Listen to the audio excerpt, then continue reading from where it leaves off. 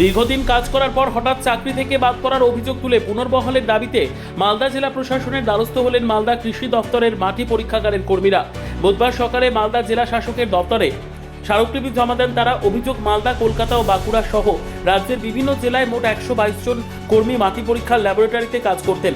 তাদের সকলকেই কোনো পূর্ব নোটিশ বা নির্দিষ্ট কারণ ছাড়াই কাজ থেকে বাদ দেওয়া হয়েছে বলে অভিযোগ।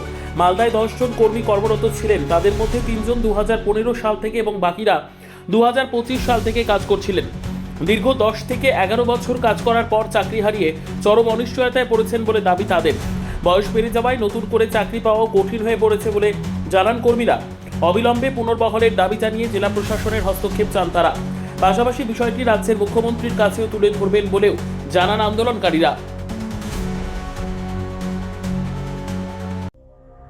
সংবাদটি নিবেদন করছেন স্বস্তিলোক উৎসব ভবন, গঙ্গারামপুর, দক্ষিণ দিনাজপুর। আমরা 2025-এ জয়েন করেছি 7 জন এবং যারা 3 জন আছেন যারা বিগত 10-15 বছর ধরে এখানে চাকরি করছেন। আমরা চাইছি আমাদের 60 বছর একটা স্থায়ীকরণ করা হোক এবং যে হুটহাট করে এরকম কাজ বাতিল হয়ে যাওয়া, এটার একটা সমাধান, স্থায়ী সমাধান হোক। কি করবে এখন এই অবস্থায় মাঝপথে? এখন তো কিছু করার নেই, এখন অপেক্ষা ছাড়া আমাদের আর কোনো হাতে কিছু করার নেই। নতুন সরকারের প্রতি আস্থা আছে? হ্যাঁ, অবশ্যই আস্থা আছে। ওনারা নিশ্চয়ই কিছু একটা সমস্যার সমাধান করে দেবেন। জানিয়েছেন মুখ্যমন্ত্রীকে? জানিয়েছেন? মুখ্যমন্ত্রীকে জানানো হয়েছে, আমরা জনতার দরবারে গেছিলাম এবং চিঠি করেছি ওনাকে। এগ্রিকালচার যে মিনিস্টার আছেন তার সাথেও কথা হয়েছে। সর্বোত্তম সুযোগ সুবিধে রয়েছে আতিথেয়তায়। সুপরিচিত স্বস্তিলোক উৎসব ভবন, অতিথিদের যে কোনো অনুষ্ঠানের জন্য উপযুক্ত ওয়ান স্টপ ডেস্টিনেশন।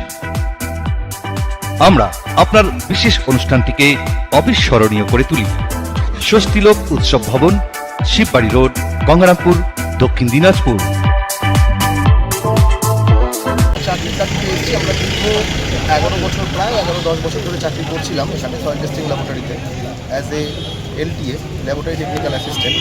তো সেটা করতে করতে হঠাৎ করে আমাদের জানানো হয় যে আমাদের আর আসতে হবে না। তখন কী সমস্যার জন্য আসতে হবে না সেটা তো আমরা ঠিক জানি না, কিন্তু দীর্ঘদিন গভর্নমেন্টকে সার্ভিস দেওয়ার পর, কন্ট্রাকচুয়াল সার্ভিস হোক আর যাই হোক, কিন্তু আমাদের কিন্তু আজকে পেটে লাথি পড়েছে। আমরা খুব বিপদে পড়েছে আমাদের পরিবার তথা আমাদের পরিবারের প্রচুর জন রয়েছে এবং শুধু আমাদের নয়, এরকম বেশ 3টে ল্যাবরেটরিতে হয়েছে। কলকাতা টালিগঞ্জের ল্যাবরেটরিতে হয়েছে, বাঁকুড়াতে হয়েছে এবং মালদাতে হয়েছে। আস্তে আস্তে সব ল্যাবরেটরিতে হবে। আপনারা এখানে কতজন কাজ করছেন? আমরা এখানে 10 জন কাজ করছি। আমরা 3 জন কাজ করছি দীর্ঘ 2015 সাল থেকে। এরা 2025 সালে জয়েন করেছে। মোট কতজন? 10 জন। 10 জনকে কি বাতিল করা হয়েছে? 10 জনকে বাতিল করা। কোনো অজুহাত দেওয়া হয়েছে? কোনো অজুহাত দেওয়া হয়নি। কি চাইছেন আপনারা?